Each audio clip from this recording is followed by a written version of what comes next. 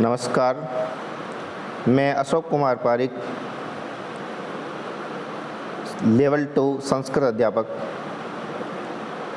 मैंने 30 मार्च 2015 से 21 अक्टूबर 2020 तक राजकीय उच्च प्राथमिक विद्यालय रूपा देवी बाड़मेर में काम किया और उसके बाद में मेरा जो सेवा काल है 22 अक्टूबर 2020 से अभी लगातार स्वामी विवेकानंद राजकीय मॉडल स्कूल पचमदरा बाड़मेर में चल रहा है।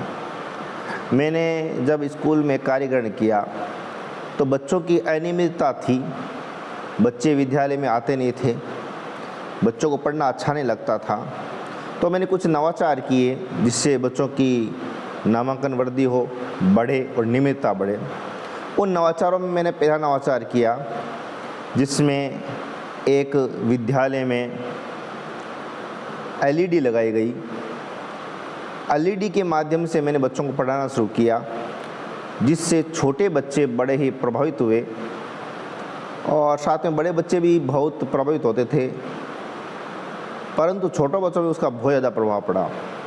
छोटे बच्चे खेल खेल में शिक्षा, जिसमें एलईडी के अंदर एक चिप के माध्यम से बच्चों को मनोरंजक जो वीडियो होते थे जिसमें हिंदी के, इंग्लिश के और गणित के, इनके साथ साथ कविता है, इन सब को मैं वीडियो के माध्यम से बच्चों को दिखाता, पढ़ाता, जिससे बच्चे उनको देख करके गुनगुनाते, घर जाते तो घर वालों के सामने में गुनगुनाते तो घर वाले भी उस गीत को सुनकर बड़े प्रभावित होते।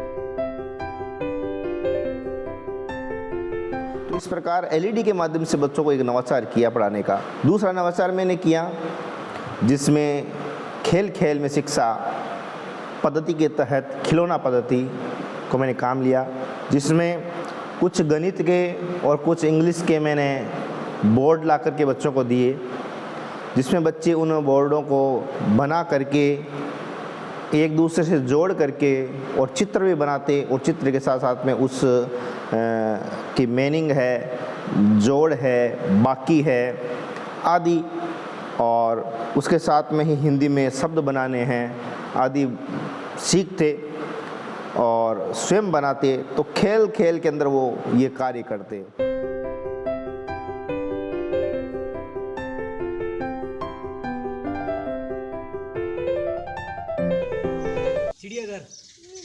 चिड़ियाघर, हाँ देखो, चिड़ियाघर में जहाँ जंगली जानवरों को एक जगह इकट्ठा करके रखा जाता है, उस स्थान को क्या कहते हैं?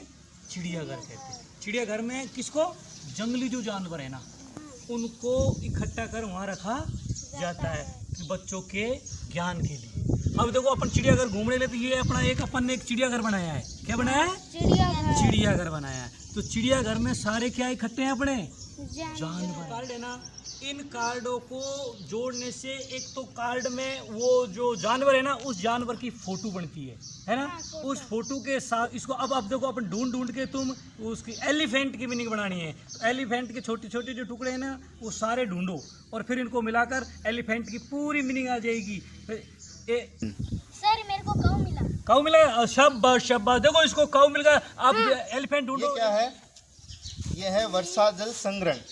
आपने जो बरसात का जो पानी आता है ना, उसको अपन स्टोरेज कैसे करते हैं अपने घर में, अपने स्कूल में, उसके बारे में। जितने भी इस बगीचे में जितने भी पेड़ लग रहे हैं, इनको गिन के बताना, इसमें कितने पेड़ फल वाले हैं, कितने पेड़ फूल वाले हैं और कितने पेड़ छाया वाले हैं, ये आपको गिन के बताना है।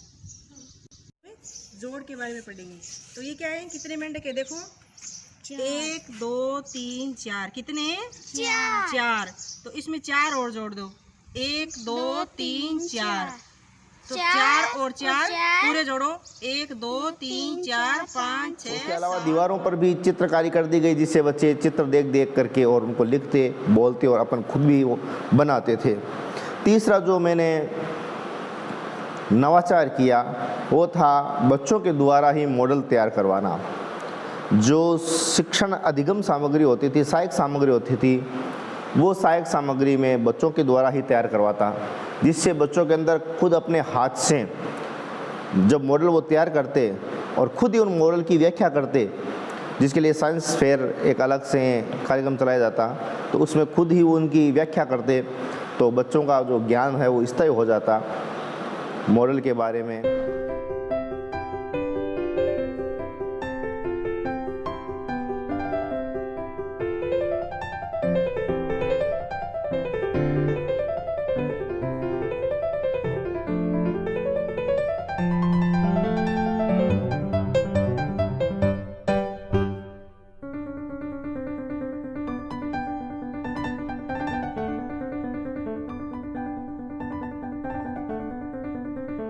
इसके साथ में ही संस्कृत के लिए मैं कविता गा कर के, नाटक का बच्चों के द्वारा मंचन करवा करके और सांस्कृतिक कार्यक्रम में उसका मंचन करवाता, जिससे बच्चों में वह नाटक, वह कविता का जो है स्थायी ज्ञान हो जाता। इसके अलावा बच्चों को मैंने कार्ड शीट दे करके बच्चों के द्वारा चित्र लेखन करवाता, और जिसको पोस्टर प्रतियोगिता है उसके माध्यम से बच्चों के द्वारा ये मंचन करवाया जाता। बच्चे खुद चित्र बनाते और खुद ही उसका मंचन करते, उस पर कविता लिखते, उस पर कहानी लिखते, तो बड़ा ही आनंददायी शिक्षण होता था। इसके अलावा चित्रों को प्रतियोगिता के माध्यम से चित्र लेखन प्रतियोगिता है, वह भी बच्चों के द्वारा करवाया जाता, या चित्रों को बना करके उनकी रैली निकालना, ये भी एक शिक्षण का जो अभिनव प्रयोग है मैंने किया। इसके साथ में ही विद्यालय में अनेक प्रकार के वृक्ष लगाए गए, जिन वृक्षों के अंदर फूलदार पौधे, फलदार पौधे और छायादार पौधे, 3 तरह के पौधे मैंने लगाए। तो बच्चों को कहा जाता कि आप जाओ, उनमें फूलदार कौन है, फलदार कौन से हैं, छायादार कौन से हैं, अलग अलग छांटो, उनकी गिनती करो। इस प्रकार बच्चों को मोटिवेट किया जाता।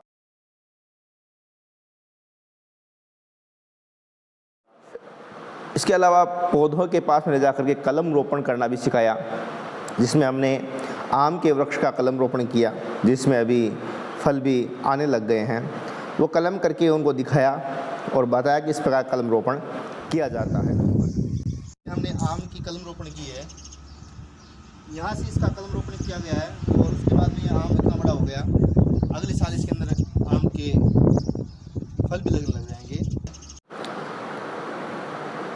कलम रोपण वृक्षों के द्वारा, गिनती के द्वारा और LED, इन सब के अंदर खिलौना पद्धति है, इन सब के अंदर जो LED और खिलौना पद्धति है, ये बच्चों को बहुत अच्छी लगी और बच्चों की नियमितता हो गई, और रोज़ उनकी मांग रहती है कि आज हमें इस वीडियो के माध्यम से पढ़ना है, आज हमें इस वीडियो के माध्यम से पढ़ना है।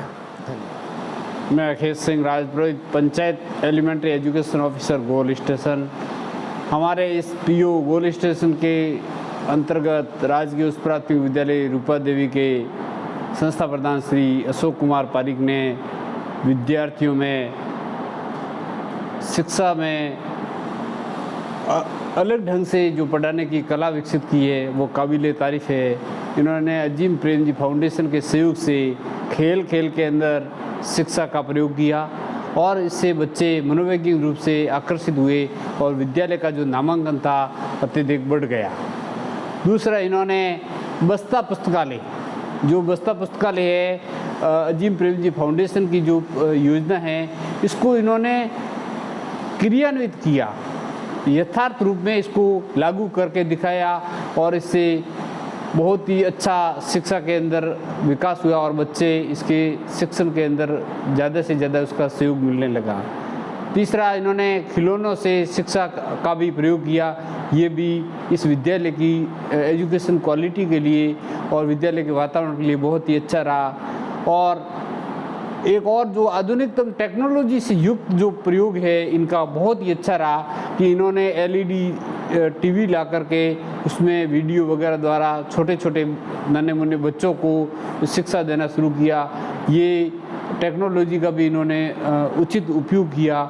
इस प्रकार से इन्होंने इस विद्यालय के सर्वांगीण विकास के अंदर बहुत ही अमूल्य योगदान दिया है, जिसके लिए हमें बड़ा ही गर्व है कि हमारे पीयू गोल्ड स्टेशन के अंतर्गत इस प्रकार की एक जो विद्यालय संचालित हो रही है, ये न केवल पूरे ब्लॉक बालोतरा बल्कि बाड़मेर जिले के लिए भी एक रोल मॉडल के रूप में विद्यालय कार्य कर रही है। धन्यवाद। अशोक कुमार पारिक, सम्मानित शिक्षक राज्य स्तर के द्वारा शैक्षणिक गतिविधियों में अच्छा कार्य किया जा रहा है। आपने कोविड काल में जब विद्यालय में बच्चे नहीं आ रहे थे, तब घर घर जाकर के उन्हें होमवर्क जांच करना, उनका जुड़ाव करना और अभिभावक संपर्क के द्वारा बच्चों की शिक्षा में उन्नतिशील कार्य किया। आपके द्वारा इस प्रकार विद्यालय से अभिभावकों और छात्रों का जुड़ाव सुनिश्चित किया गया और ये कार्य सराहनीय है। आपने आनंददायी शिक्षण के रूप में विभिन्न गतिविधियों का उपयोग लिया है और इस कारण से कक्षाएं इनकी बड़ी अच्छी चलती हैं और बच्चे रुचिपूर्ण भाग लेते हैं और 100% नामांकन के साथ साथ में बच्चों का ठहराव बहुत अच्छा रहता है। धन्यवाद। श्री अशोक जी ने विद्यालय में मैंने देखा है कि जब वो अपना शिक्षण कार्य करवाते थे तो वो पूरी लगन के साथ करवाते थे और बच्चों को आनंददायी शिक्षा देने में अग्रणी कार्य करते थे। इस तरह से बच्चों को शिक्षा प्राप्त करना एक बोझ नहीं लगता था और वो रुचि से शिक्षण ग्रहण करते थे और साथ ही वो गा के और नवाचार का उपयोग करके और नई नई विधियों से शिक्षण प्रक्रिया कक्षा में करवाते थे। इसके साथ ही मैं विज्ञान की अध्यापिका हूँ और मुझे सर ने प्रेरणा दी कि बच्चों से तरह तरह के मॉडल बनवाएं और विद्यालय में एक विज्ञान प्रदर्शनी का आयोजन किया जाए, जिससे कि बच्चों में और समुदाय के अंदर विज्ञान के क्षेत्र में भी कुछ नवाचार बच्चों को सिखाया जा सके और विज्ञान के क्षेत्र में बच्चों में रुचि जागृत हो सके।